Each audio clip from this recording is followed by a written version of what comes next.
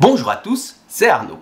Dans la précédente vidéo consacrée aux Scriptable Objects, on avait vu comment les créer et comment leur ajouter un peu de logique. Mais les Scriptable Objects peuvent servir à plein d'autres choses. Alors aujourd'hui, je vous propose de voir comment créer un système d'event basé sur les Scriptable Objects qui va limiter les références entre les différents scripts de votre jeu ou application et donc limiter le spaghetti code. Restez bien jusqu'à la fin de la vidéo car on va voir comment étendre notre système d'event afin de pouvoir partager des données personnalisées aux quatre coins de notre projet. C'est parti!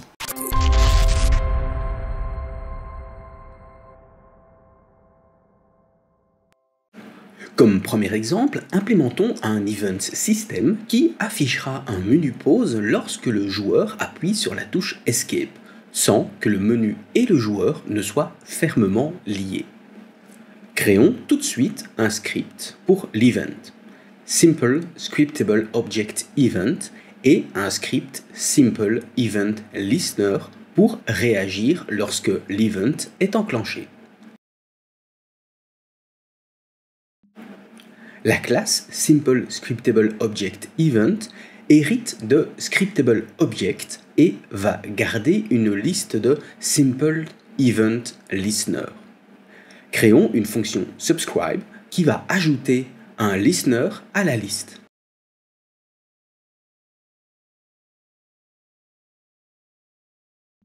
Et une fonction unsubscribe qui va, elle, enlever un listener de la liste.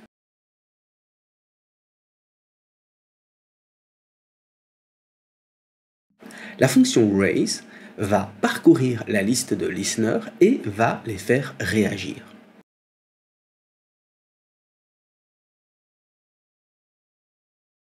Il reste ensuite à ajouter la possibilité de créer un event dans le menu Create en ajoutant l'attribut Create à cet menu.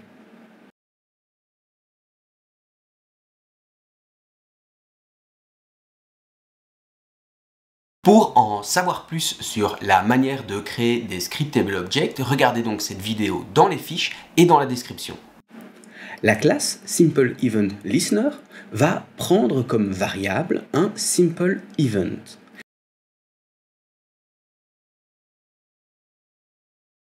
Et s'abonnera à cet event lorsqu'il est activé avec onEnabled. Il se désabonnera de cet event lorsque onDisabled est appelé. Il nous faut ensuite implémenter la fonction React dont l'event a besoin. Créons une nouvelle variable de type UnityEvent qui sera à son tour invoquée lorsque le Scriptable Event sera enclenché. De retour dans Unity, créons un premier event, PauseGameEvent.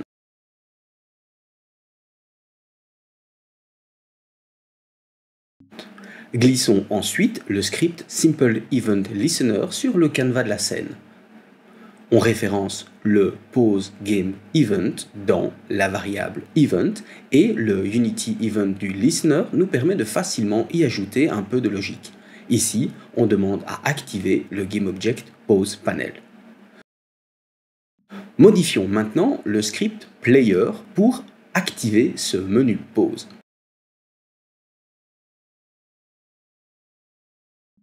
Ajoutons une variable de type Simple Scriptable Object Event et dans la fonction Update, détectons la pression de la touche Escape et enclenchons l'event grâce à sa fonction Raise.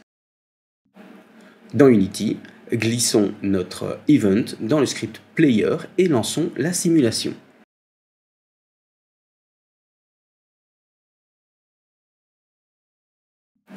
Le menu apparaît bien lorsqu'on clique sur Escape, mais la caméra continue à tourner autour du vaisseau, ce qui n'est pas voulu pour un menu pause.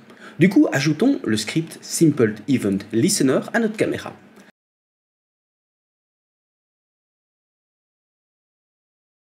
Sélectionnons l'event PauseGameEvent et demandons à désactiver le script CineMachineBrain lorsqu'on ouvre le menu pause. Et voilà comment un event system basé sur les Scriptable Objects peut nous faire gagner beaucoup de temps.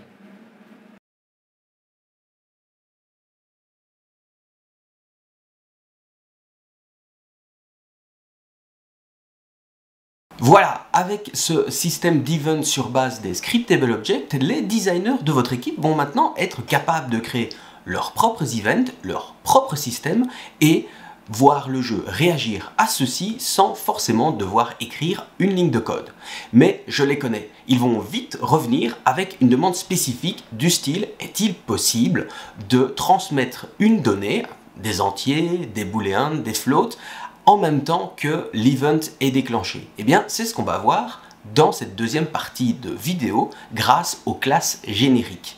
Les classes génériques sont extrêmement pratiques pour encapsuler des méthodes indépendamment du type de variable utilisée. Ça va nous permettre de créer des events qui pourront contenir des entiers, des booléens, des floats ou même des données totalement personnalisées. Mais cette partie de la vidéo est réservée aux abonnés. Du coup, si ce n'est pas déjà fait, je vous invite tout de suite à vous abonner, à cliquer sur la cloche et pourquoi pas à laisser un pouce bleu et un commentaire si vous avez des questions, une remarque sur cette vidéo. Maintenant qu'on est entre personnes de bonne compagnie, continuons. Nous allons maintenant améliorer l'affichage de la santé du vaisseau. Pour le moment, cette information est transmise à chaque frame à l'interface utilisateur, gaspillant des ressources et créant au passage un lien fort entre le script player et l'élément de texte. On va mettre à jour l'affichage que lorsque c'est nécessaire, tout en découplant player et affichage. Créons deux scripts, Generic Scriptable Object Event et Generic Event Listener.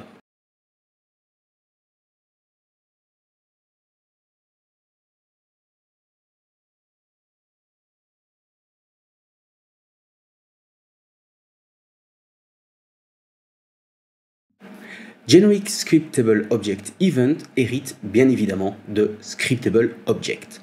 Cette classe générique ressemble beaucoup à notre Simple Event, sauf que le T entre les signes inférieurs et supérieurs symbolise des types de données que nous spécifierons dans des classes héritant de cette classe Generic Scriptable Object Event. Le fait qu'elle soit abstracte n'est pas nécessaire pour cet exemple, vous pouvez donc l'ignorer.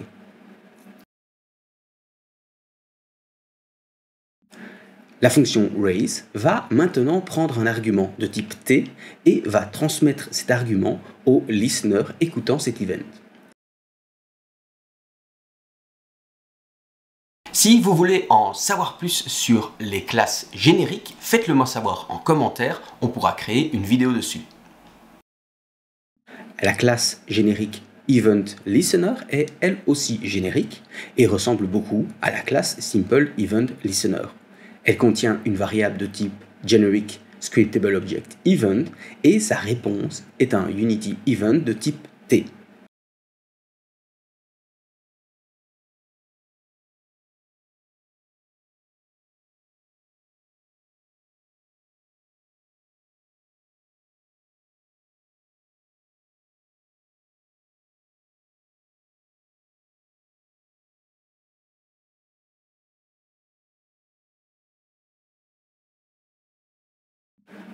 Nous avons maintenant toutes les briques pour construire toutes sortes d'events. Commençons par créer un event qui transmettra une valeur entière lorsque déclenché.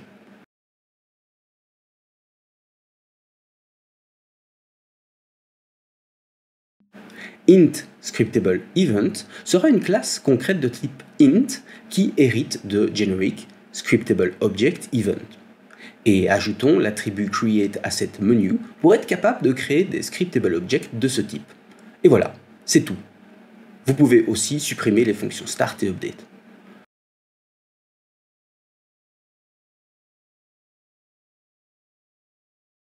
Dans Unity, créons notre premier event de type entier, Health Update Event.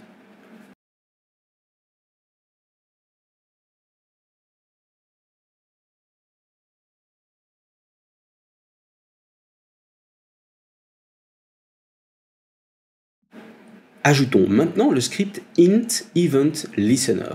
Cette classe concrète de type int hérite de generic event listener et c'est tout. C'est tout ce dont nous avons besoin. De retour dans l'éditeur, sélectionnons l'élément de l'interface utilisateur affichant la santé et ajoutons-lui le script int event listener. Dans le script update user health attaché à l'élément d'interface utilisateur, au lieu de récupérer la vie du vaisseau à chaque frame, créons une nouvelle fonction publique, update health, qui prend un entier comme paramètre.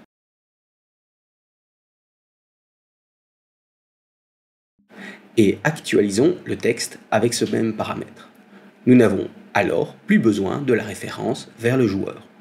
Dans l'éditeur, il nous reste à renseigner l'event health update event et la fonction à exécuter lorsque l'event est déclenché.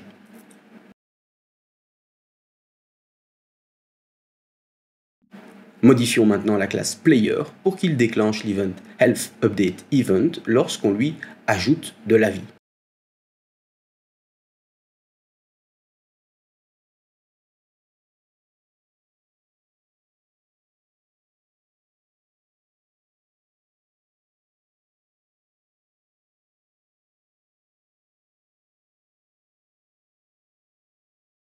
Et voilà notre affichage qui s'actualise seulement lorsque c'est nécessaire. Ce que nous venons de faire, nous pouvons tout à fait l'étendre à des données personnalisées. Créons une classe Custom Data Scriptable Event qui hérite de Generic Scriptable Object Event et utilise le struct Custom Data.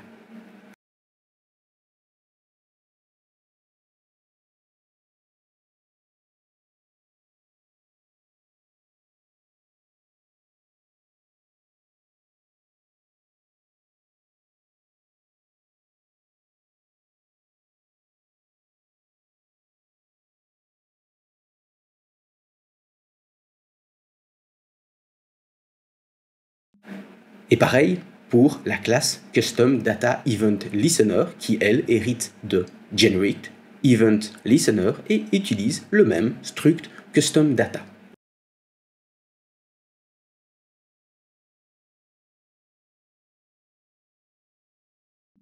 Comme pour notre int scriptable event, il nous reste à créer l'event et à ajouter l'event listener où nous en avons besoin.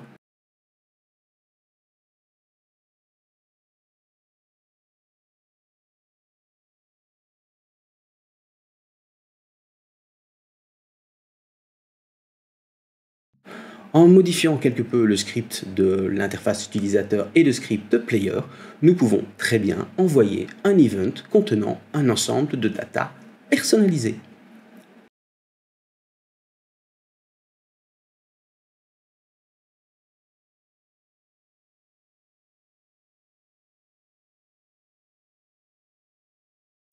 Merci beaucoup d'avoir regardé cette vidéo jusqu'au bout, j'espère qu'elle vous a plu et que vous voyez maintenant le potentiel énorme que les Scriptable Objects peuvent avoir.